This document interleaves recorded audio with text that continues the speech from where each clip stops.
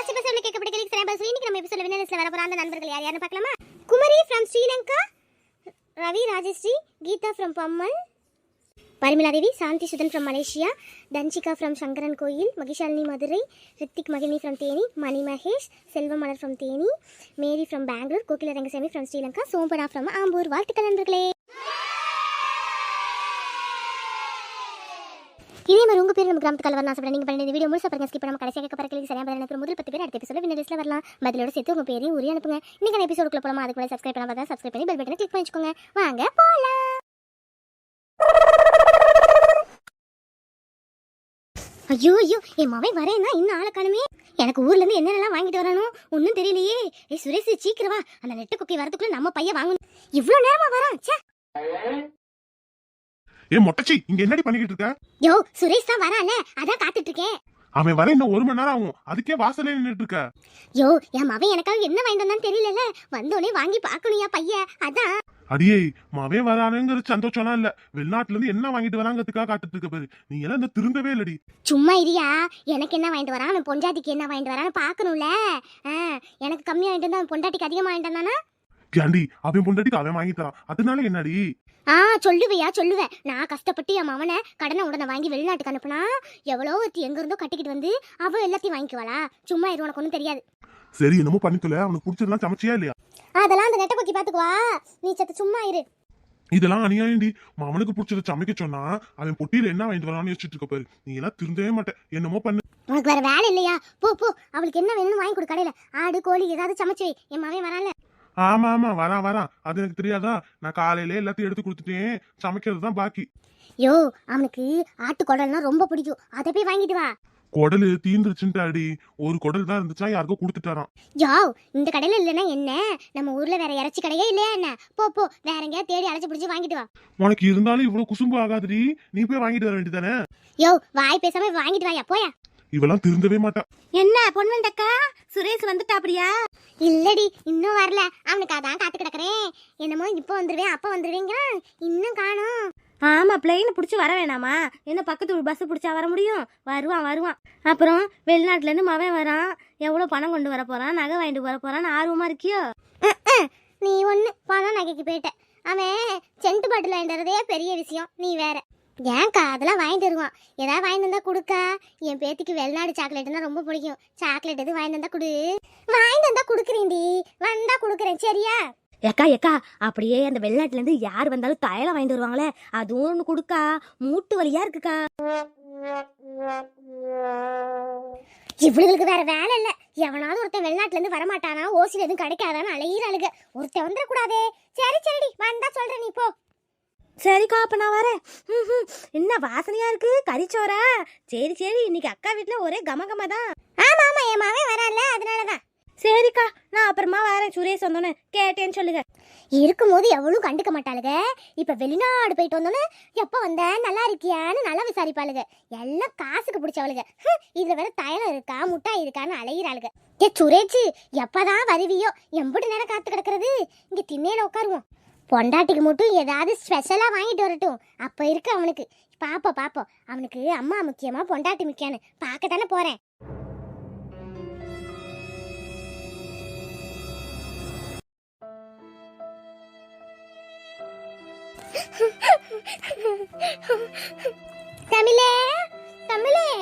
தமிழே எங்கடே இருக்க? ஐயோ, ஆத்தா வருது. தமிழே, இங்கதான் உட்காந்து கிடக்குறியா? எம்படி நேரம் கூப்பிட்டு இருக்கேன், சாப்பிடலையா நீ? வா சாப்பிடு, உருவாய். இருட்டுல ஏண்டி உட்காந்து கிடக்குற கொல்லப்புறத்துல? வா. எனக்கு வேணாம் ஆத்தா, எனக்கு பசிக்கல, வேணாம். ஏண்டி ஒரு மாதிரி பேசுற? என்னாச்சு? மேல கீழுக்கு முடியலையா? உடம்பு சரியில்லையா? காய்ச்ச கீச்ச அடிக்குதா என்ன? அதெல்லாம் ஒண்ணும் இல்லாத்தா, பசிக்கலன்னா விட. தமிழே, நீ சரியாவே சாப்பிட்றது இல்ல. நீ காலையில சாப்பிட்டதுடி, மதியமும் பசிக்கலன்னு, சாயங்காலமும் சாப்பிட மாட்டேன்னு. இப்படி இருந்தா என்ன பண்றது? உங்க அப்பா கூப்பிட்டு கிடக்குறாரு, நீ வந்தாலும் அந்த மனுஷனும் சாப்பிடுவேன்னு உட்காந்துருக்காரு. ஆத்தா, நீ போய் அப்பாக்கு அப்பத்தாக்கெல்லாம் வை, எனக்கு இப்ப வேணும், சொன்ன கேளு. இல்லையே, நீ காலையில வெளியே போயிட்டு வந்ததுல இருந்து முகமே சரியில்லை. என்ன தமிழே, சொல்லுடி. ஒன்றும் இல்லை ஆத்தா. தமிழே, ஆத்தா கிட்ட எதுவும் மறைக்க கூடாது. என்ன பிரச்சனை? யாராவது ஏதாவது சொன்னாங்களா? என்ன ஆச்சு? சொல்லேண்டி என்கிட்ட. ஆத்தா, ஏ தமிழ், எதுக்கு பிள்ளை அழுகுற? என்ன ஆச்சு சொல்லு பிள்ளை. அத்தா, எப்படி சொல்றதுனே தெரியல அத்தா. நான் இங்க இருந்து வந்தது தப்பா என்னன்னே புரியல. இப்ப என்ன ஆச்சுன்னு பாழ்ந்துகிட்டு கிடக்குற? யார் என்ன சொன்ன சொல்லு. ஆத்தா, இத பாரு ஆத்தா.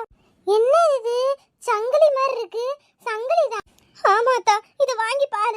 இந்த சங்கிலி நம்ம மாப்பிளைக்கு போட்ட சங்கிலி தானே? இது எப்படி உன் கையில வந்துச்சு? ஆத்தா, அவரு இனிமே இந்த சங்கிலி தேவையில்லைன்னு கழட்டி தூக்கி எறிஞ்சிட்டாரு ஆத்தா. ஏ தமிழ், என்ன இப்படி சொல்ற? மாப்பிளையா? நீ எங்க அவரை பார்த்த? நான் அவரை பார்க்கல ஆத்தா. அப்புறம் எப்படி உன் கையில இந்த சங்கிலி வந்துச்சு? நம்ம போட்ட சங்கிலி ஜோதி கிட்ட தான் கொடுத்து விட்டாரு. ஜோதிட்டியா? ஜோதி எங்க நீ பார்த்த? இன்னைக்கால ஜோதி எனக்கு ஃபோன் பண்ணா. அவ ஆத்தங்கரைக்கு வர சொன்னா. சரின்னு போனேன். அங்க போனதுக்கு மாமா அந்த சங்கிலியை கழட்டி இனிமே தேவையில்லைன்னு தூக்கி போட்டிருக்காரு. அதை எடுத்துட்டு வந்து ஜோதி என்கிட்ட கொடுத்தா. நான் கூட ஏதோ கோவத்துல தான் இதெல்லாம் நடக்குதுன்னு நினைச்சேன். இப்ப நான் வேணானே முடிவு பண்ணிட்டாரு ஆத்தா. நான் என்ன பண்றதுனே தெரியல. நான் வந்தது தப்பா இல்ல இப்பதான் அவரோட சுயரூபம் புரியுதா? ஒண்ணுமே புரியல. அடியே, நீ மனசு போட்டு குழப்பிக்கிட்டு இருக்காத. ஜோதி கைக்கு எப்படியோ இந்த சங்கிலி வந்திருக்கும். அவளை பத்தி தான் உனக்கு தெரியும் இல்ல? ஏதாவது கோல்மால் கில்மால் பண்ணிருக்க போறாடி? இல்ல ஆத்தா, வேற விஷயம்னா பரவாயில்ல. அவர் கழுத்துல இருக்க சங்கிலி அவ கைக்கு வந்திருக்கணும். அவரோட விருப்பம் இல்லாம எப்படி வந்திருக்கும் சொல்லு. அப்படிலாம் இருக்காதடி. என்னன்னு தெரியலையே. நீ ஒரு பக்கத்து மட்டும் கேட்டுட்டு பேசாத தமிழ். இல்லாத்தா, எனக்கு என்னமோ இது சரிப்படல. இனிமே அவர் என் வாழ்க்கையில இல்லைன்னு நினைக்கிறேன். எனக்கு என்னமோ அப்படிதான் தோணுது. சரி வீடு, அதுக்கு என்ன பண்றது? இப்படிதான் நடக்கணும்னா யாரு தலையெழுத்து யாரால மாத்த முடியும்? இதையே நீ நினைச்சிட்டு உட்காந்தா என்னடி அர்த்தம்? அன்னைக்கு உங்க அப்பன் கூப்பிட்டப்ப கையை பிடிச்சிட்டு வந்தீல, அங்க இருக்காம இனிமே இதெல்லாம் பட்டுதான் ஆகணும். ஆம்பளைங்க எவ்வளவுதான் பொறுத்து போவாங்க சொல்லு? ஒரு எல்லைக்கு மேல அந்த புள்ளதான் உன்னை தேடி தேடி வந்து உனக்கு ஆதரிச்சு கல்யாணம் பண்ணி இப்படி தூரம் பாத்துக்குச்சு. நீ உங்க அப்பன் பேச்சு கேட்டு வந்தீல, இப்ப அழுது என்ன பிரயோஜனம்? என்னத்தா நீ இப்படி பேசுற? அப்ப என் வாழ்க்கை என்ன ஆகுறது? ஏதோ ஆகட்டும் விடு. இப்ப நீ ஏன் கவலைப்பட்டுட்டு இருக்க? உங்க அப்பாக்கு தெரிஞ்சா வருத்தப்படுவார். நீ உள்ள போ, நான் பாத்துக்கிறேன். இல்லாத்தா, எனக்கு ரொம்ப பயமா இருக்கு. இது எங்க போய் முடிய போதோ? எனக்கு ரொம்ப பயமா இருக்காத்தா. இப்ப பயந்து என்ன பிரயோஜனம் சொல்லு? அன்னைக்கே சொன்னேன் இப்படிலாம் நடந்துக்காதன்னு. கேட்டியா நீ? அன்னைக்கு உங்க அப்பன் கையை பிடிச்சிட்டு வந்தீல, எல்லாம் தலையெழுத்துதான். நீ உள்ள போ, முதல்ல சங்கிலி எங்க கொடு. சரி, இதான் என் தலையெழுத்துதான். நான் இங்கேயே உனக்கு பிள்ளையா இருந்துட்டு போறேன். விடு. ஏ தமிழ், தமிழ் நில்லுடி. இவன் என்ன இப்படி பேசிட்டு போறா? ஒண்ணுமே புரியல. எப்படியாவது சேர்த்து வச்சிடலான்னு பார்த்தா மாப்பிள்ளை சங்கிலியை கழட்டி போட்டிருக்காரோ? மாப்பிள்ளை கழுத்துல போட்டிருக்க சங்கிலி ஜோதி கைக்கு எப்படி போயிருக்கும்? ஜோதி ஏற்கனவே வில்லங்கமான பிடிச்ச ஆளு. என்ன நடந்துச்சுன்னு தெரியலையே. பேசாம சம்மந்தி அம்மாக்கு போன் பண்ணி கேட்டுவிடுவோம். என்ன லதா இந்த நேரத்துல போன் பண்றா? என்ன ஆச்சுன்னு தெரியலையே. கேப்போம். ஹலோ, சொல்லு லதா. சம்மந்தி அம்மா, நான் தான் லதா பேசுறேன். என்ன பண்றீங்க? பக்கத்துல யாராவது இருக்காங்களா? யாரும் இல்ல லதா. என்ன விஷயம் சொல்லு. ஏன் இந்த நேரத்துல பண்ணிட்டு இருக்க? ஏதாவது பிரச்சனையா? இல்ல சம்மந்தி அம்மா, இன்னைக்கு தமிழ் சாப்பிடவே இல்லை. ஒரே அழுக. காலையில இங்கே வெளியே போயிட்டு வந்தா. அதுக்கப்புறம் சாப்பிடாமலே உட்காந்துருந்தா. இப்ப நைட் ஆயும் சாப்பிடலேன்னு வந்தா கொல்லப்புறத்துல உட்காந்து அழுதுட்டு இருக்கா. ஏன் என்னாச்சு தமிழுக்கு? ஏதாவது சொன்னீங்களா யாராவது? இல்ல சம்மந்தி அம்மா, மாப்பிள்ளை கழுத்துல நாங்க செயின் போட்டோம்ல, அந்த செயின் அவ கையில இருந்துச்சு. பாண்டி கழுத்து போட்டிருந்த செயின் அவ கையில இருந்துச்சா? நீங்க பாண்டிக்கு போட்டது தானே, அது எப்படி அவ கைக்கு வந்துச்சு? என்ன நடந்துச்சா? சம்மந்தி அம்மா, இன்னைக்கு அந்த ஜோதி பிள்ளை நம்ம தமிழ் செல்வி பார்க்க வந்திருக்க ஆத்தங்கரைக்கு. வந்துட்டு பாண்டிக்கு உன் மேல விருப்பம் இல்ல, செயினை கழட்டி விட்டு எறிஞ்சிட்டாரு. இந்த உன் செயினை வச்சுக்கோகன்னு சொல்லி கொடுத்துட்டு போயிருக்கு. என்ன சொல்ற லதா? நிச்சயமாவா? பாண்டி கழுத்துல இருக்க செயின் ஜோதி கிட்ட வந்துச்சா? பாண்டி இப்படிலாம் பண்ணானா? எனக்கு இந்த விஷயமே தெரியாது லதா. பாண்டிய சாயங்காலம் கூட பார்த்தேன், ஆனா கழுத்தை பார்க்கலையே. கழுத்துல இருக்க செயின் ஜோதி கிட்ட வந்திருக்குங்கிற. அதான் சம்மந்தி அம்மா சொல்றேன். தமிழ் செல்வி அந்த செயின் வச்சுட்டு ஒரே அழுக, இவ்வளவு தூரம் போயிடுச்சுன்னு. உண்மையுமே பாண்டி தம்பிக்கு தமிழ் செல்வி மேல விருப்பம் இல்லாம போயிடுச்சான்னு எனக்கே கொஞ்ச நேரம் குழப்பமா இருக்கு. தம்பி கழுத்துல இருக்க செயின் ஜோதி கையில வந்துச்சுன்னா அப்ப உண்மையாமே ஜோதி சொன்னது உண்மைதானே? அதான் உங்களுக்கு பதறிட்டு போன் பண்ணேன், அங்க என்னதான் நடக்குதுன்னு. நம்மளும் இப்படியாவது சேர்த்து வச்சிடலான்னு பாக்குறேன். இது விரிசல் பெருசா போய்கிட்டு இருக்க மாதிரியே இருக்கு. லதா, உண்மையா என்ன நடந்துச்சுன்னு எனக்கும் தெரியாது. நான் பாண்டி கிட்ட பேசினாதான் புரியும். ஆனா ஏதோ ஒண்ணு நடந்திருக்கு. நான் பாண்டிகிட்ட போய் கேட்கிறேன் லதா. சரிங்க சம்மந்தி அம்மா. தமிழ் செல்வி ஒரே அழுக. உண்மையாலுமே பாண்டி தம்பிக்கு மனசுல வெறுப்பு வந்துருச்சான்னு தெரியல. நீங்க தான் பேசணும். சரி லதா, சரி லதா, நீ ஒன்றும் கவலைப்படாத. தமிழ் செல்வியை பார்த்துக்கோ. நான் அவன்கிட்ட என்ன ஏதுன்னு பேசுறேன், சரியா? சரிங்க சம்மந்தியம்மா, வச்சிடுறேன். இதுக்கு ஒரு முடிவு சீக்கிரம் கட்டணும், இல்லைன்னா இந்த விரிசல் பெருசாயிடும். சொல்லிட்டேன், வச்சிடுறேன் சம்மந்தியம்மா. ஆண்டவா, இந்த பிரச்சனைக்கு ஒரு தீர்வு கொண்டு வந்து கொடு சீக்கிரம். ஐயோ ஐயோ, லதா என்னென்னமோ சொல்றா.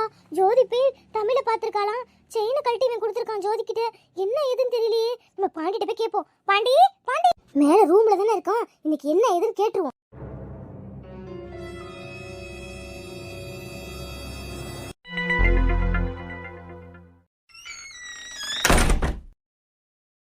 பாண்டி பாண்டி, சொல்லுங்கம்மா.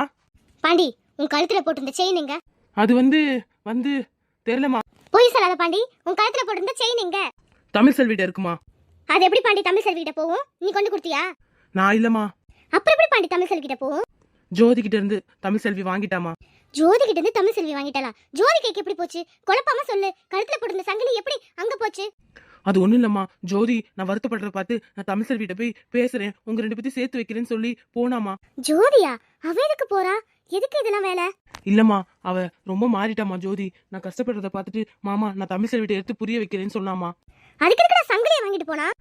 இல்ல, ஜோதி ஏற்கனவே தமிழ் செல்விக்கு நிறைய தொந்தரவு கொடுத்துருக்கால, அதனால இப்ப நான் மாறிட்டேன்னு சொன்னா நம்ப மாட்டா. நீங்க சங்கிலியை கொடுங்க, மாமா தான் என்ன அமிச்சாருன்னு சொல்லி நான் பேசிட்டு வரேன்னு சொல்லி சங்கிலியை வாங்கிட்டு போனா. சரி, அங்க என்ன நடந்துச்சா?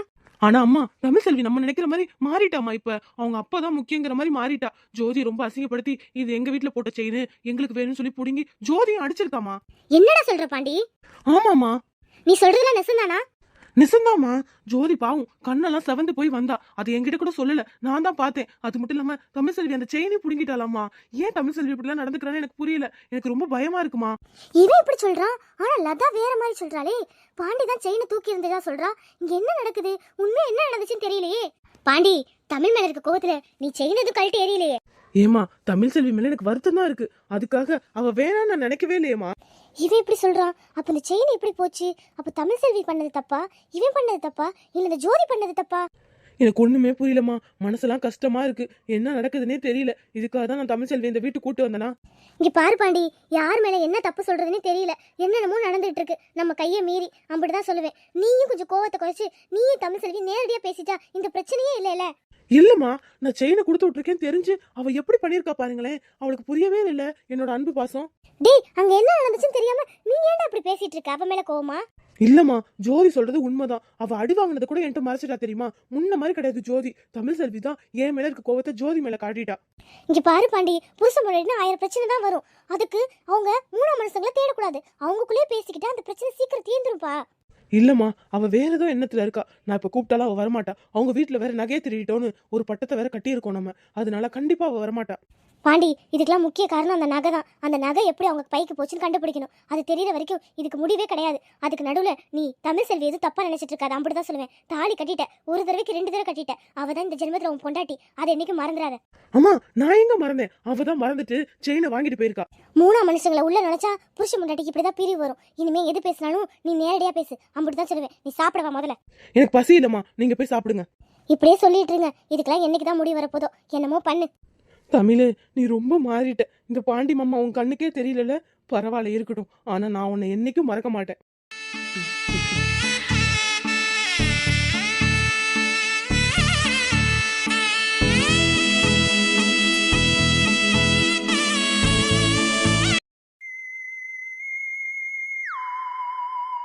ஹாய் ஃப்ரெண்ட்ஸ், எபிசோட் ஃபுல்லாக பார்த்தீங்கன்னா ஸ்கிப் பண்ணாமல் என்னைக்கான கேள்வி என்னன்னா, கூல் சுரேஷுக்கு எது பிடிக்கும் என்று கறி வாங்கிட்டு வர சொன்னாள். மறுபடியும் சொல்கிறேன், கூல் சுரேஷுக்கு எந்த கறி பிடிக்கும் என்று பொண்ணு வாங்கிட்டு வர சொன்னாள். எபிசோட ஃபுல்லாக பார்த்துருந்தா அதுக்கான பதில் தெரியும். பதில உடனே அனுப்புங்க. பதிலோட சேர்த்து உங்கள் பேரையும் ஊரையும் மென்ஷன் பண்ணுங்க. இந்த வீடியோ பிடிச்சதா லைக் பண்ணுங்கள், ஷேர் பண்ணுங்கள், கமெண்ட் பாக்ஸில் காத்துக்கன்னு தெரிவிக்கலாம். நாளைக்கு இன்னொரு வீடியோவில் பார்க்கலாம். பாய், லவ் யூ ஆல்.